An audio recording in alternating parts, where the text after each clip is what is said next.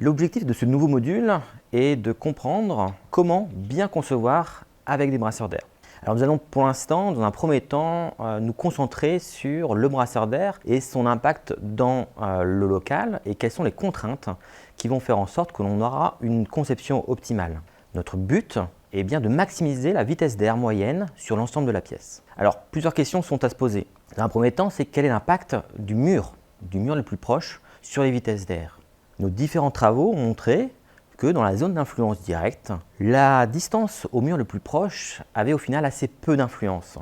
Par contre, dans la zone d'entraînement, d'influence par entraînement, plus on aura un mur qui sera éloigné, plus on aura une vitesse faible. Vous l'avez ici avec la courbe bleue qui correspond à une modélisation pour une pièce d'une largeur supérieure à 9 mètres. Et on remarque que la vitesse dans zone d'entraînement au niveau du palier est beaucoup plus faible que la courbe orange qui correspond à une modélisation avec un mur, une distance au centre du brasseur supérieure à 3,50 m. Pour un même brasseur, la vitesse donc dans la zone d'entraînement va dépendre de la distance au mur le plus proche. Deuxième question, lorsqu'on a plusieurs brasseurs positionnés dans une même pièce, quel sera l'impact des brasseurs les uns par rapport aux autres? De la même façon, on voit bien, notamment par la CFD, l'illustration que vous avez ici, que lorsqu'on aura plusieurs brasseurs, il y aura une zone centrale entre les différents brasseurs qui aura une évolution différente des zones précédemment présentées lorsqu'on étudiait uniquement un brasseur dans une pièce. Vous avez dans un premier temps la distance du brasseur au mur le plus proche, où on retrouvera la zone de remontée murale et la zone d'entraînement. Et vous avez une grande zone entre les brasseurs où on aura un comportement légèrement différent, avec, comme vous voyez au centre, entre les deux brasseurs, une zone de turbulence, une zone de remontée de courant d'air qui sera turbulente et qui prendra plus de place. Il faudra donc éloigner un peu plus les deux brasseurs les uns par rapport aux autres. La distance donc entre plusieurs brasseurs aura une influence sur la zone intra-brasseur, mais aussi sur la zone d'entraînement avec des vitesses éventuellement légèrement différentes. Maintenant, regardons l'impact de la dimension du brasseur par rapport à une même pièce. Nous avons étudié plusieurs cas, et notamment ici on présente un cas de figure où nous avons une pièce, notre pièce que l'on étudie depuis un petit moment, qui est une pièce de 4 par 4, dans laquelle on a positionné deux brasseurs. Un brasseur de dimension 132, qui correspond à la courbe en bleu, et un brasseur de dimension beaucoup plus importante, supérieure à 1,70 m, qui est la courbe en orange. On voit bien que lorsqu'on surdimensionne, lorsqu'on a un brasseur qui a une dimension beaucoup plus importante que le brasseur initialement prévu, on aura une baisse de performance, une baisse de vitesse, alors que la vitesse de rotation induite et la vitesse d'air induite devraient ou seraient attendues de manière plus importante. Il est donc important de bien dimensionner, de bien choisir le brasseur en fonction du local que l'on considère. Et le mobilier dans tout ça? Le mobilier aura aussi un rôle. Parce que vous l'avez bien compris, vous l'avez bien imaginé que depuis le départ, on étudie et on regarde uniquement une pièce vide. Alors la question du mobilier est assez complexe parce que déjà en conception, on n'a pas forcément l'ensemble du mobilier qui sera mis en place et puis que le mobilier va changer aussi au fur et à mesure de la vie du bâtiment. Malgré tout, il faut au moins comprendre l'impact du mobilier sur les flux d'air. Globalement, ce qui est certain, c'est que la présence du mobilier va perturber le flux d'air. On aura ici, on a deux cas de figure, on a illustré un brasseur d'air positionné dans une pièce avec une table ou un meuble en tout cas circulaire de 90 cm de hauteur et qui est plein. On voit bien qu'il y a une perturbation du flux à la fois en verticale, suivant la vue transversale ou la vue longitudinale. Par contre, lorsqu'on a uniquement une table plateau, même dimension, mais par contre un flux d'air qui peut passer en dessous, on a une perturbation beaucoup moindre, notamment aux faibles hauteurs. Ces perturbations vont donc dépendre des dimensions de l'obstacle, de son positionnement dans la pièce, de sa forme et forcément du nombre d'obstacles. Il faut donc bien comprendre que le mobilier doit être réfléchi, soit en amont, soit en exploitation, de façon à ne pas trop perturber le flux. Pas d'éléments verticaux par exemple dans les zones de diffusion au sol, voire éventuellement favoriser le flux avec des plateaux horizontaux sous le brasseur, avec des cloisons de partitionnement qui sont dans la zone de remontée des deux brasseurs, etc., etc. En tout cas, faire en sorte de ne pas négliger l'impact de ce mobilier sur les flux d'air en question. Autre question qu'il faut qu'on se pose, c'est des questions sur les hauteurs. On va distinguer deux hauteurs à prendre en compte, on va considérer à la fois la hauteur sous le brasseur, sous les pales, qui correspond du coup à la différence entre le sol et les pales du brasseur, et ce qu'on va appeler la hauteur de montage qui correspond à la distance entre les pales et le plafond. Plusieurs études ont montré, si on se concentre dans un premier temps sur la hauteur du montage, donc distance entre pales et plafond, que plus on se rapproche du plafond, plus on aura des vitesses qu'on va retrouver sous le brasseur qui sont moins importantes. Jusqu'à un moment donné où on sera trop proche et il y aura ce qu'on appelle l'étouffement du flux d'air, c'est-à-dire que le courant de recirculation va être perturbé par le courant en sortie du brasseur d'air. Donc il faut se situer relativement proche pour maximiser la distance entre le sol et les pales, mais ne pas se situer trop proche du plafond pour éviter d'avoir cet étouffement. On verra qu'il y a du coup des ordres de grandeur qu'il faut respecter. Cette distance au final est souvent contrainte par les dispositions proposées par le constructeur, on n'a pas forcément la main dessus. Si on parle maintenant de la distance du montage au sol, c'est-à-dire la différence entre la hauteur des pales et le sol. Alors cette distance, on ne va pas forcément rentrer dans les détails, elle peut être imposée par la réglementation, par les bureaux de contrôle, en fonction de différentes contraintes. Et dans tous les cas, elle est au final imposée par les limites d'activité et la hauteur nécessaire, le volume nécessaire sous le brasseur. Malgré tout, cette hauteur est à contrôler, à vérifier, voir si elle correspond aux contraintes d'activité et aux contraintes de la typologie du local. Et enfin, dernier point à vérifier, c'est la symétrie. Qu'est-ce qui se passe ou comment on doit positionner le brasseur dans un local? Est-ce qu'on doit le positionner dans un angle? Est-ce qu'on doit le positionner au centre?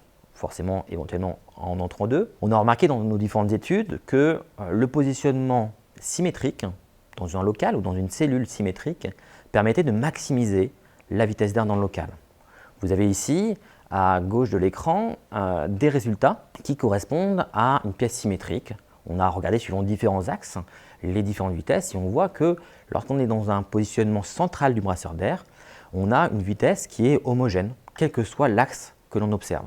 A contrario, lorsqu'on est dans un positionnement dissymétrique, donc c'est le graphique de droite, on voit qu'on a des perturbations. On a à la fois un décalage de la zone directe, avec une déformation, et à la fois ici, dans ce cas de figure, une différence de vitesse à l'optimum, avec des optimums du coup qui seront beaucoup plus faibles suivant l'axe que l'on observe. Si on veut donc un positionnement et un usage optimal du brasseur, il faut donc préconiser un positionnement symétrique.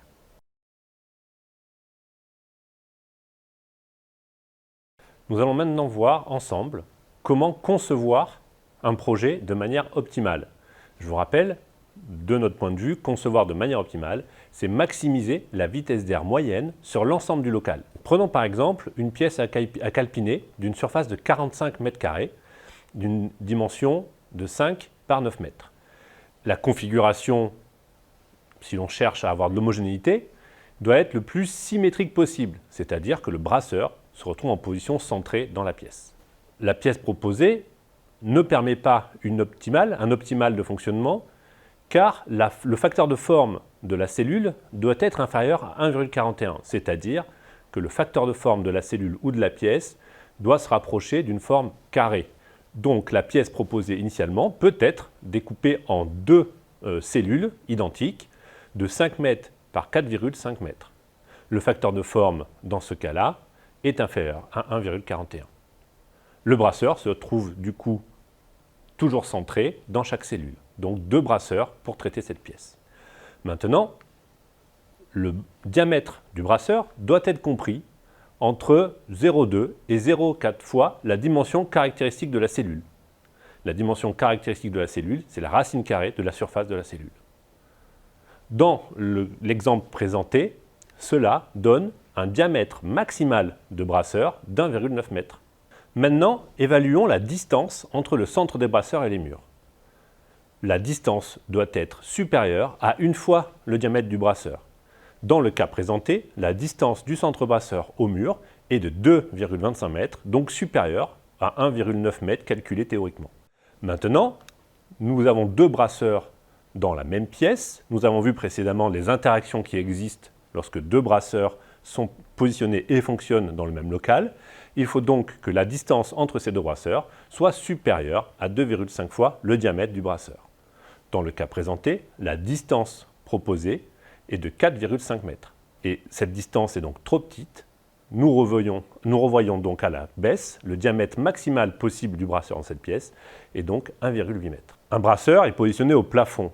Nous avons vu précédemment que des distances doivent être respectées entre le plafond et les pales du brasseur afin d'éviter tout étouffement.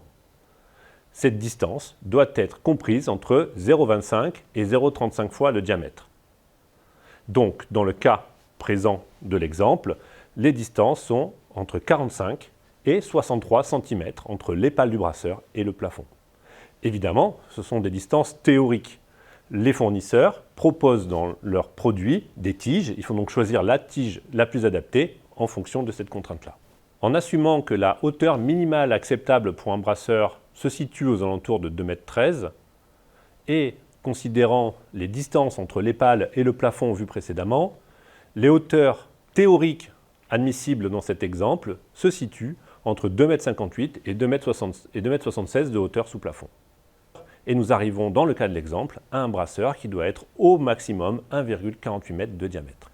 Pour reprendre de façon synthétique les règles de Calpinal proposées par Brass, la configuration du local doit être la plus symétrique possible, c'est-à-dire que le brasseur doit être centré dans le local. Le facteur de forme du local doit être inférieur à 1,41 et si ce n'est pas le cas, le local doit être redécoupé en cellules dont le facteur de forme doit être inférieur à 1,41. Le diamètre des brasseurs doit être compris entre 0,2 et 0,4 fois la dimension caractéristique de la salle. La distance entre le centre du brasseur et les murs doit être supérieure à une fois le diamètre du brasseur. La distance entre les centres de deux brasseurs adjacents doit être supérieure à 2,5 fois le diamètre du brasseur. La distance de montage entre le plafond et les pales doit être comprise entre 0,25 et 0,35 fois le diamètre, 0,35 étant l'optimal physique de fonctionnement.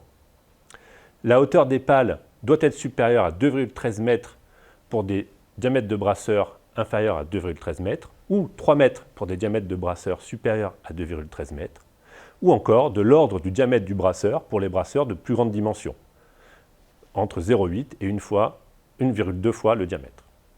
Et en plus, comme vu précédemment, le mobilier ayant un impact positif ou négatif sur les vitesses d'air d'usage, dans la zone d'usage, le mobilier choisi ou préconisé devra préférentiellement être léger et ajouré afin de limiter les perturbations du flux.